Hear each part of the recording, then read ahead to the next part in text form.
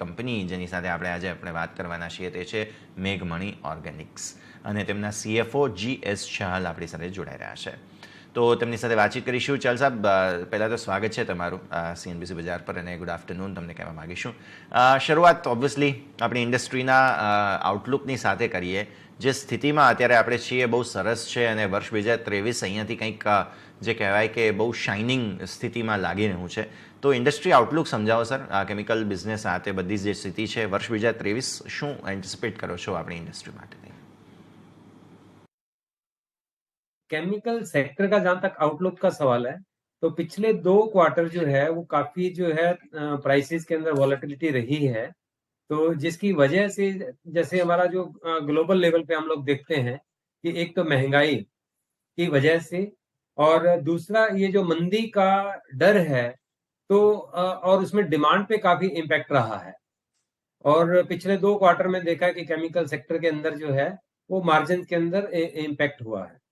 लेकिन अभी जो चीजें जो है वो थोड़ा-थोड़ा जो है स्मूथ होना चालू हो गई हैं और हमें लग रहा है कि अगले एक और क्वार्टर के बाद जो है केमिकल सेक्टर के अंदर जो है नॉर्मल जो पहले वाला प्राइसिंग पैटर्न था, तो वो आ जाएगा और जो प्री प्री जो है ये वोलेटिलिटी वाला पीरियड था, तो उसके अंदर जो है हमारा अभी मार्जिन्स वगैरह में इम्प्रूवमेंट हो जाएगा। पर अगर हम देखें कि केमिकल सेक्टर इंडिया जो है वो काफी जो है अच्छा प्लेस्ड है। उसमें एक फैक्टर तो जैसे चाइना का फैक्टर है कि चाइना के अंदर जो है काफी जो इश्यूज हैं कि जिसकी वजह से चाइना की सप्लाई नहीं है। बट उसका दूसरा भी पहलू है कि चाइना एक अपने आप में एक बहुत बड़ी इकोनॉमी है कि वहां पे अब ये स्लो डाउन की वजह से जो कंजम्पशन नहीं है, तो उसका भी इम्पैक्ट है।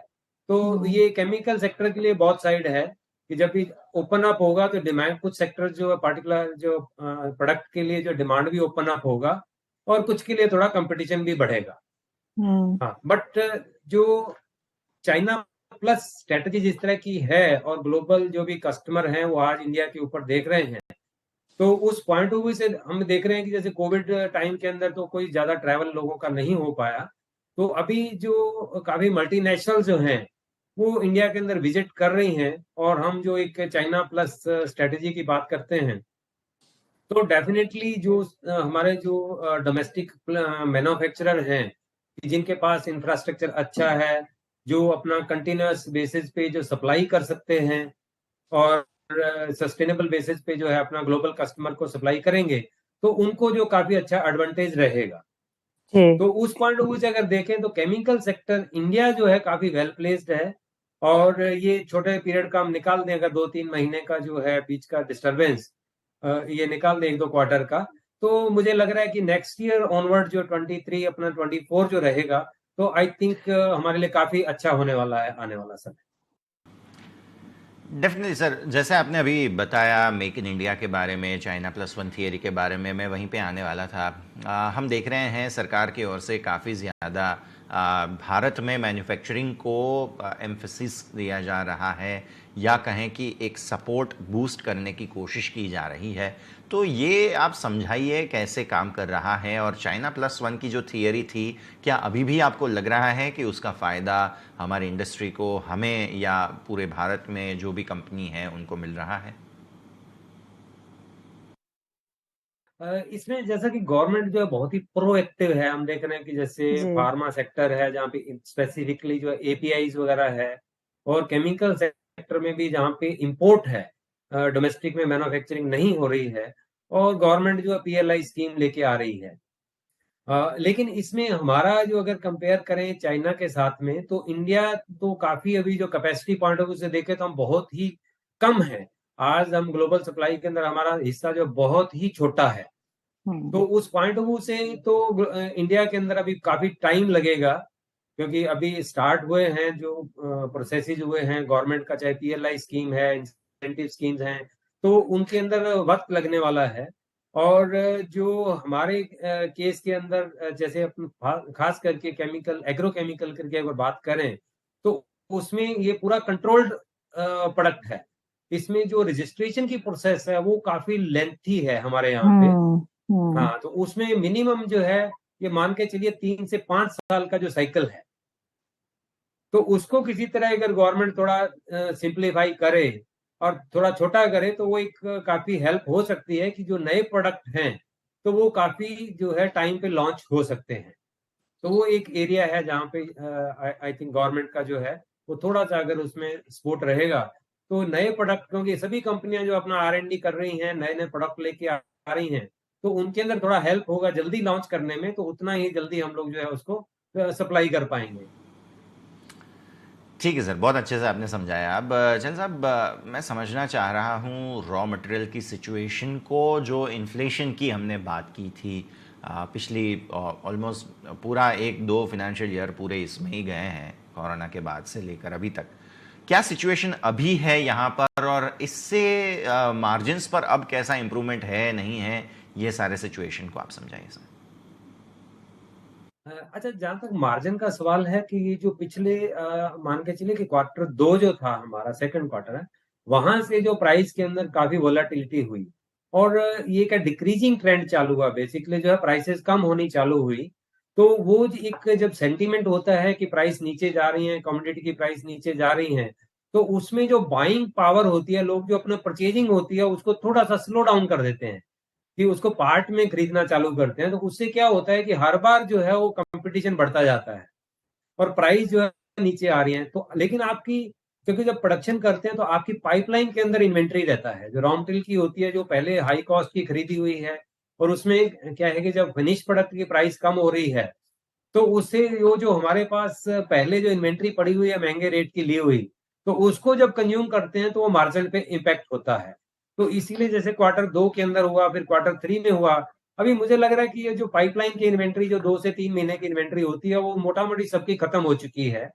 और अगले क्वार्टर जो क्वार्टर 4 आएगा, अपना क्वार्टर 4 आएगा, तो वहाँ से मुझे लग रहा है कि ये जो जो नई इन्वेंटरी है क्योंकि रॉ मटेरियल की प्राइस भी उसी हिसाब से कम हो चुकी हैं। और अभी जो नॉर्मलाइज़ मार्जिन जो है अगले मान के चलते हैं कि अगला जो पहला क्वार्टर होगा नेक्स्ट ईयर का 23-24 का, तो वहाँ से जो मार्जिन इंप्रूवमेंट फिर स्टार्ट हो जाएगा। अभी एक क्वार्टर मुझे लगता है कि मार्जिन के ऊपर और इम्पैक्ट रहने वाला है। डेफिनेटली सर, तो हम इसके भी ज़रूर ध्यान में रखेंगे ये सारी बातों को। अब आते हैं बजट के एक्सपेक्टेशंस पर। इस बार ऐसा कहा जा रहा है कि बजट में बहुत सारे अनुमान, बहुत सारी आशा अपेक्षाएं हैं। हम जिस सेक्टर के साथ जुड़े हैं वहाँ पर ऑब्वियसली कैपिटल वगैरह की काफ़ी ज़्यादा ज़रूरत रहती है सरकार की ओर से। वैसे तो पीएलआई की हमने बातें वगैरह की हैं, तो क्या अनुमान, क्या एक्सपेक्टेशंस के साथ आप आगे बढ़ेंगे इस बार बजट में?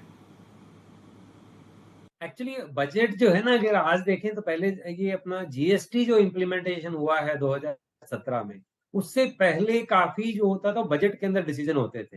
हुँ, कि जो रेट्स होते थे, हम लोग वेट करते थे साल के अंदर जो है कि इस चीज़ का रेट बढ़ गया है, इस पे टैक्स के रेट बढ़ गए हैं। अभी पर्सनल टैक्स को छोड़कर बाकी सब जो है जीएसटी में कैप्चर हो चुका है। और जीएसटी काउंसिल जो है वो किसी ईयर का इवेंट का वेट नहीं करती और रेगुलर बेसिस हुँ, पे ही मीटिंग्स होती रहती हैं। तो ये गवर्नमेंट का बहुत अच्छा इनिशिएटिव है कि जीएसटी जो लिया गया है, तो उससे क्या होता है कि उतना पीरियड वेट नहीं करना होता। अगर जो भी कहीं पे टैक्स में चेंज की ज़रूरत है, तो वो साथ के साथ जो है प्रोएक्टिवली हो रही है। तो इसलिए जहाँ तक रेट्स का सवाल है, उससे बजट के ऊपर कोई वो नहीं है। बजट मोर और पॉलिसीज़ के अंदर भी गवर्नमेंट जो इतना प्रोएक्टिव है, अभी तो जैसे कुछ भी स्कीम लेके आ रही हैं, तो बीच के अंदर ही लेके आ जाते हैं। तो उसके अंदर भी एनुअल कोई बजट का अभी एनुअल बजट मोटा-मोटी जो है हमारा ये समझ लीजिए कि सरकार का जो है वो खर्चे और इनकम का हिसाब रह गया है। कि वो कहाँ पे क्या खर्च जी। करेंगे और उसका लेखा-जोखा रह गया है। और उसके अलावा जो पर्सनल इनकम टैक्स बचा है, जो उसके अंदर जो है अ, अदर देन दैट जो बाकी के लिए मुझे नहीं लगता कि इसके अंदर कोई ज़्यादा फेरबदल होता है। और जो गवर्नमेंट का डिजिटल पुश है, तो और सभी जो टैक्स रिजीम है अभी तो सब जो है आपका डिजिटल हो गया है और प्रोसीजरल पार्ट भी काफ़ी हद तक जो है चाहे वो आपका कस्टम्स है, चाहे वो आपका जीएसटी है, तो सब जो है अभी ऑनलाइन हो चुके हैं। तो पॉलिसी मैटर के अलावा तो कुछ इसमें ज़्यादा अभी हम लोग उम्मीद नहीं कर रहे हैं। ठीक है सर, अब आखिरी एक मुद्दा मैं समझना चाह रहा था। अब एक्सपोर्ट अपॉर्चुनिटीज़ को लेकर जिस प्रकार की सिचुएशन अभी बनी हुई है, फ्रेट रेट्स कम हो गए हैं और ग्लोबल डिमांड जो बन रहा है, ये थोड़ा समझाइए आने वाले वक्त के लिए।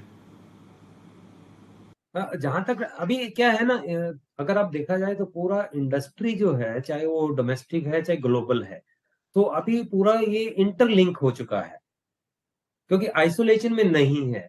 क्योंकि अगर वो डोमेस्टिक भी हैं, तो वो जो इंडस्ट्री एक्सपोर्ट कर रही है, उसको सप्लाई कर रहे हैं। अगर एक्सपोर्ट लेवल पे कुछ उनकी डिमांड के ऊपर इम्पैक्ट आता है, तो इनडायरेक्टली बाद में क्या होता है कि वो एक पीरियड के बाद जो जब साइकिल कंप्लीट होता है, तो वो डोमेस्टिक इंडस्ट्री को भी इम्पैक्ट होता है। जैसा अभी हम देख रहे हैं कि इनिशियली पीरियड में जब तक पाइपलाइन इन्वेंट्री था, तब तक डोमेस्टिक को इतना इम्पैक्ट नहीं था। जब ये ग्लोबल से डिमांड का स्लो डाउन स्टार्ट हुआ, जब ग्लोबल एक्सपोर्ट थोड़ा सा स्लो डाउन हुआ, तो वो डोमेस्टिक इंडस्ट्री के लिए भी इम्पैक्ट हुआ है। लेकिन अगर हमारा जो डोमेस्टिक लेवल का अगर देखें अपन, तो कंजम्पशन जो है यहाँ तो रोबस्ट है। हमारे यहाँ पे तो कंजम्पशन जो है, इंडिया इतना बड़ा कंट्री है, और विद जो है इतनी बड़ी पॉपुलेशन के साथ में, तो हमारा तो कंजम्पशन जो है इन हाउस जो है डोमेस्टिक ही बहुत अच्छा है। तो ग्रोथ के लिए तो वो जो हमारा जो 7% का जो मिनिमम ग्रोथ रेट का जो टारगेट है, तो आई थिंक वो तो मेंटेन रहने वाला है। लेकिन अब ये जो ग्लोबली आफ्टर 3 मंथ 6 मंथ या 2 क्वार्टर के बाद जब ये थोड़ा ओपन अप होगा, तो वो क्या है कि बूस्ट मिलेगा जब एक्सपोर्ट इंडस्ट्री को, तो उससे डोमेस्टिक को और फ्लरिश होने वाला है। तो मुझे जी। लगता है कि हमारा जो डोमेस्टिक लेवल का जो है वो तो काफी अच्छा ही रहेगा, जहां तक डिमांड का सवाल है। Definitely sir. तो बहुत बहुत शुक्रिया चहल साहब आपका हमारे साथ जुड़ने के लिए और ये सारी जानकारी, सारी चर्चा के लिए बहुत बहुत शुक्रिया। तो